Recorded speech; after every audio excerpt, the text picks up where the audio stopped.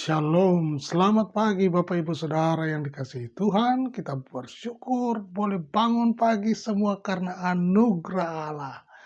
Mari kita bangun pagi dengan menaikkan syukur kepada Dia. Kita awali hidup kita dengan muji menyembah Dia, berdoa kepada Dia, memohon pertolongan, memohon perlindungan, memohon pemeliharaan Allah dalam hidup kita. Dan pagi hari ini kita akan membaca dan merenungkan firman Tuhan. Mari kita berdoa. Terima kasih Bapa Surgawi buat hari yang baru. Kami sungguh bersyukur atas kasih setiamu buat kami. Pagi ini kami mau membaca, mau merenungkan firman-Mu. Sampaikan isi hati-Mu ya Roh Kudus, supaya Engkau terus membimbing kami untuk mengerti isi hati-Mu dalam hidup kami. Ya Bapa Surgawi, kami mohonkan doa ini. Haleluya.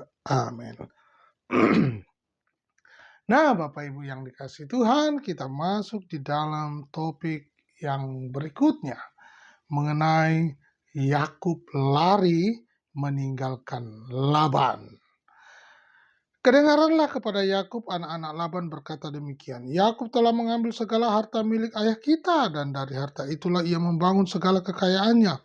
Lagi kelihatan kepada Yakub dari muka Laban bahwa Laban tidak lagi seperti yang sudah-sudah kepadanya. Lalu berfirmanlah Tuhan kepada Yakub, pulanglah ke negeri nenek moyangmu dan kepada kaummu, dan aku akan menyertai engkau. Sesudah itu Yakub menyuruh memanggil Rahel dan Lea untuk datang ke padang, ke tempat kambing dombanya. Lalu ia berkata kepada mereka, telah kulihat dari muka ayahmu bahwa ia tidak lagi seperti yang sudah-sudah kepadaku, tetapi Allah ayahku menyertai aku.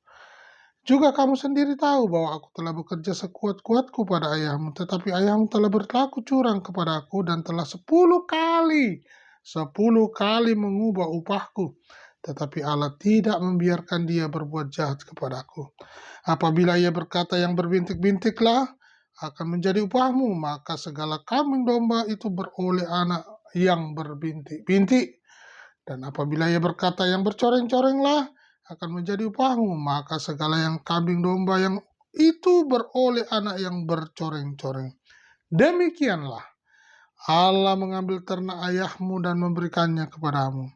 Pada suatu kali pada masa kambing domba itu berkelamin, maka aku bermimpi dan melihat bahwa jantan-jantan yang menjantani kambing domba itu bercoreng-coreng, berbintik-bintik dan berbelang-belang. Dan malaikat Allah berfirman kepada aku dalam mimpi itu, Yakub. Jawabku, ya Tuhan. Lalu ia berfirman, angkatlah mukamu dan lihatlah bahwa segala jantan yang menjantani kambing domba itu bercoreng-coreng, berbintik-bintik dan berbelang-belang, sebab telah kulihat semua yang dilakukan oleh Laban itu kepadamu. Akulah Allah yang ada di Betel itu, di mana engkau mengurapi tugu dan di mana engkau bernasar kepadaku. Maka sekarang bersiaplah engkau, pergilah dari negeri ini dan pulanglah ke negeri sanak saudaramu. Lalu Rahel dan Lea menjawab Yakub, katanya, bukankah tidak ada lagi bagian atau warisan kami dalam rumah ayah kami? Bukankah kami ini dianggapnya sebagai orang asing karena ia telah menjual kami? Juga bagian kami telah dihabiskannya sama sekali, tetapi segala kekayaan yang telah diambil Allah dari ayah kami adalah milik kami dan anak-anak kami. Maka sekarang perbuatlah segala yang difirmankan Allah kepadamu, lalu bersiaplah Yakub, dinaikkannya anak-anaknya dan istri-istrinya ke atas unta, digiringnya seluruh ternaknya dan segala apa yang telah diperolehnya, yakni ternak kepunyaannya yang telah diperolehnya di padang Aram, dengan maksud pergi kepada Ishak ayahnya ke tanah Kanaan. Adapun Laban telah pergi menggunting bulu dombanya. Ketika itulah Rahel mencuri terahim ayahnya. Dan Yakub mengakali Laban, orang Aram itu, dengan tidak memberitahukan kepadanya bahwa ia mau lari. Demikianlah ia lari dengan segala harta miliknya. Ia berangkat menyeberangi sungai Efrat dan berjalan menuju pegunungan Gilead. Puji Tuhan Bapak Ibu, topik ini kita sudah baca mengenai Yakub lari meninggalkan Laban. Ya, ada risiko ketika kita melihat bacaan ini, membaca bacaan ini dari awal, bahwa ketika Yakub ini menipu saudaranya, lalu dia lari kepada Laban dan dia juga ditipu oleh Laban. Jadi ada risiko ketika seseorang itu melakukan tipu-tipu, suatu saat juga akan ditipu. Nah, ini dia. Jadi Bapak Ibu yang dikasihi Tuhan, namun di dalam tipu menipu ini apa yang terjadi? Bahwa Yakub lari meninggalkan Laban. Kenapa? Dikatakan ayat pertama, dengarkanlah Yakub. Kedengaranlah Yakub. Anak-anak Laban berkata demikian.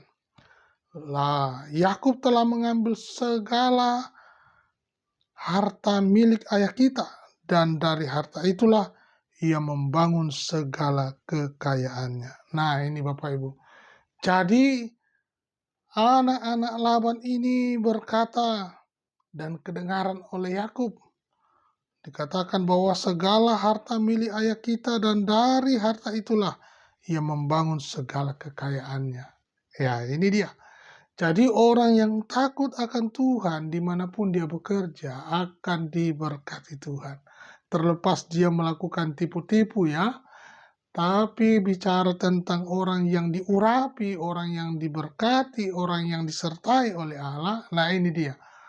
Perilaku bisa diubah, perilaku bisa berubah, tingkah laku bisa diubah. Tetapi orang yang diurapi Tuhan, perhatikan, dia tetap disertai oleh Tuhan. Nah, perhatikan.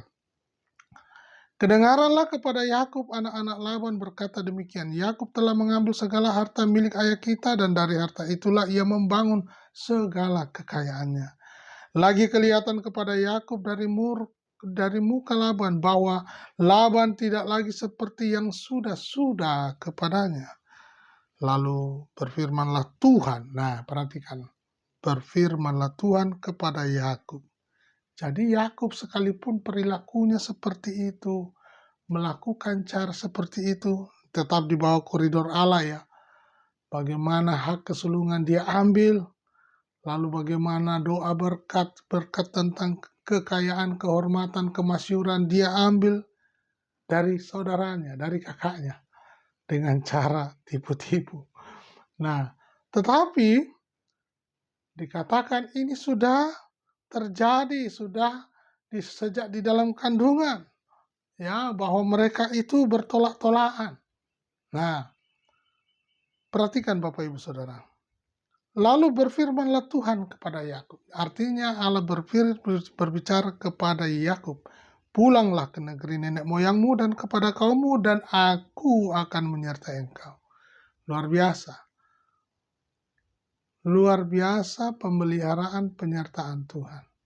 Ternyata ada perkara yang lebih besar yang harus dikerjakan oleh Yakub. Ada tujuan utama yang harus dilakukan oleh Yakub. Bagaimana supaya Yakub ini meneruskan tujuan Allah dalam hidup sejarah orang percaya. Nah, kembali kita perhatikan. Sesudah itu Yakub menyuruh memanggil Rahel dan Lea untuk datang ke padang dan ke tempat kambing dombanya. Lalu ia berkata kepada mereka, telah kulihat dari muka ayahmu bahwa ia tidak lagi seperti yang sudah-sudah kepadaku, tetapi Allah ayahku menyertai aku. Ini dia Bapak Ibu. Jadi ketika mertua dan mantu ini sudah tidak cocok, tetapi Allah tetap menyertai si anak mantu. Nah, bagaimana kisah ini terus berlanjut dan bagaimana tindakan Yakub lari daripada mertuanya, yaitu Laban.